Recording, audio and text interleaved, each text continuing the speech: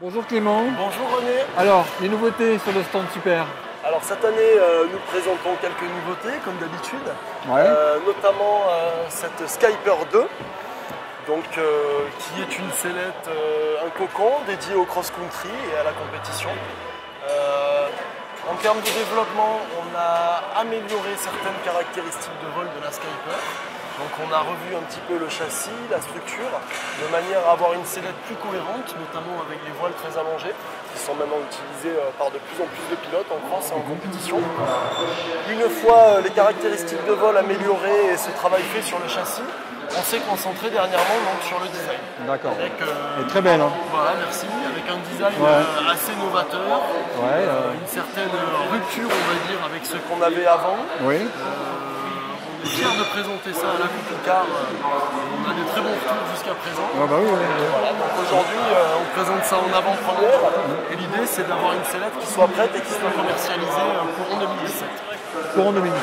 D'accord. Voilà. Entendu. Donc, coming soon, comme on dit. Oui. Ok, coming soon. Alors, ensuite.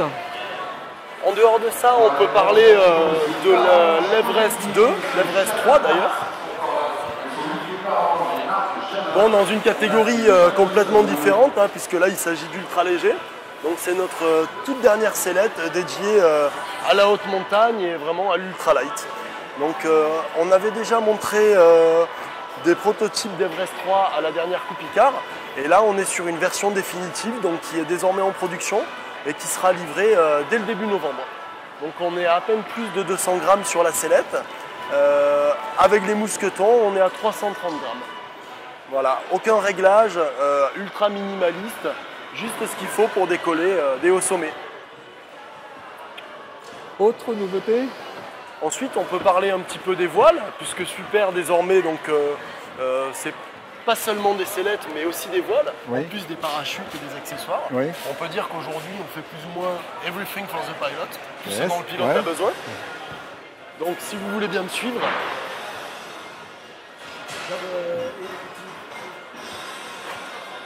On a ici un aperçu de notre gamme de voiles 2016, celle qui est au catalogue. Donc on a commencé avec un Sora il y a quelques années, qui était une voile biplace dédiée aux professionnels. Donc la gamme a ensuite été agrandie avec une voile école, et cette année avec une ENB, qui est notre Leaf, et une voile montagne. On est en cours de finition d'une ENC, donc une superbe voile qui va s'appeler la Tasca, et qui sortira dès le début de l'année prochaine. Donc voilà, Super continue d'agrandir sa gamme de voiles pour avoir très bientôt une gamme complète, donc toute conçue en interne par notre designer Pierre-Yves Alloy, aidé de notre pilote test Benoît Houters. Très bien. Et encore. Et encore, on peut faire un petit zoom sur nos casques qui ont vu le jour cette année. Qui ont du succès apparemment. Voilà, donc on a un modèle School qui est plus dédié à l'enseignement. Donc voilà, assez épuré comme ça, 320 grammes. Et on a un modèle pilote qui existe dans 3 couleurs différentes. Donc le noir, le bleu vert ou le bleu pétrole orange, voilà, qui sont déjà dans le commerce. 380 grammes, homologué par Apple bien sûr. D'accord. Et avec la petite mousse qui Et avec la petite mousse pour les oreilles qui est amovible si besoin. On est sur une taille unique avec un gros ajustement possible qui va, on va dire, d'un grand XS jusqu'à un petit XL. Ce qui permet, on va dire, de couvrir 80% du marché. Sauf les très grosses têtes ou les très petites. D'accord. Et côté secours, des nouveautés? Côté secours, on peut regarder, on a tous nos parachutes, quasiment tous nos parachutes qui sont exposés ici.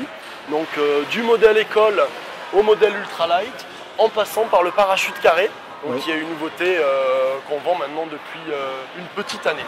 Pour plus de sécurité, plus de stabilité, beaucoup de rapidité à l'ouverture et puis un taux de chute assez faible puisqu'on est à 4,6 mètres secondes. Comment il se positionne sur le marché Il se positionne en parachute haut de gamme, puisqu'un parachute carré, en termes de conception, en termes de fabrication, c'est un petit peu plus coûteux. Par contre, en termes de sécurité, voilà, on justifie largement l'écart de prix. Tu peux nous donner quelques... 20% d'écart de prix. Non, pas au niveau du prix, mais au niveau de la sécurité. Quels sont en fait donc le parachute, les arguments, on sait qu'on a un temps d'ouverture qui est à peu près de 2,5 secondes, ce qui est assez rapide. Ouais, assez rapide, ouais. Plutôt rapide même. Ouais, plutôt rapide. Ouais, ouais. On sait que la norme EN pour les parachutes de secours tolère un taux de chute maximum de 5,5 mètres par seconde. Ouais, donc, Et sur le parachute fluide, dans le pire des cas, au PTV maximum, dans tous les tests réalisés, on est à 4,6 mètres par seconde. Ce qui est déjà bien inférieur à ce que tolère la norme. Donc on est sur un parachute qui va, en termes de sécurité, apporter un vrai plus par rapport aux autres rangs, on va dire, de la gamme ou du marché. D'accord. Clément, est-ce que tu peux nous donner les critères de choix quand on doit choisir un parachute de secours? Oui, le premier critère, ça va être le poids, puisque la première question que posent les pilotes quand ils ont besoin de parachute, c'est qu'est-ce qui pèse, et puis après le volume, puisque tous les parachutes ne vont pas dans toutes les sellettes, il y a ça aussi. Il y a la facilité d'utilisation aussi, puisqu'un parachute, après derrière, il faut être en mesure de le replier. Là, je parle pour les pros qui vont par exemple utiliser des parachutes dans leur parc école. Il faut qu'ils soient en mesure de les replier eux-mêmes. Donc on va plus facilement se tourner vers le rond, puisque tous les pros, historiquement, ont appris à plier des parachutes ronds et savent très bien faire. Maintenant, on a le carré qui petit à petit se fait sa place dans le marché, qui est une nouvelle tendance, qui était assez populaire, on va dire, en Allemagne et en Autriche les années précédentes, et qui arrive gentiment en France avec des arguments qui sont non négligeables. En termes de stabilité aussi, je te comprenais, on sait qu'on a un parachute qui a très peu d'oscillation. Un rond, il va osciller 3-4 fois avant de se stabiliser. On sait que sur un parachute carré, il y a une oscillation et hop, direct, il est très stable. On a aussi moins besoin d'affaler la voile principale. C'est-à-dire qu'une fois qu'on a jeté le secours, qu'il est ouvert, si on n'a pas affalé la voile principale, on a très peu d'effet miroir avec notre parachute carré. Et cône de suspentage? On a travaillé, nous, pour avoir un cône de suspentage qui soit court, qui soit de la même longueur que les cônes de suspentage des parachutes ronds. En fait, on a fait le constat qu'il y avait des très bons parachutes carrés qui étaient déjà sur le marché, avec des cônes qui étaient très longs. Ce qui veut dire que si on tire le parachute, mais qu'il vient se mettre dans la voile, zéro solution. Alors nous, on s'est appliqué et on a mis du temps pour développer ce parachute, mais on a gommé les défauts qu'on a cru déceler chez la concurrence. Donc le parachute, aujourd'hui, il a un cône qui est plus court que la plupart des parapentes, et même que certains mini-voiles, et qui permet d'en avoir un parachute qui va s'ouvrir avant de venir éventuellement buter dans la voile. D'accord. Voilà. On a fait le tour, Clément. On a fait le tour. Super. Merci Roxy Outdoor. Au revoir.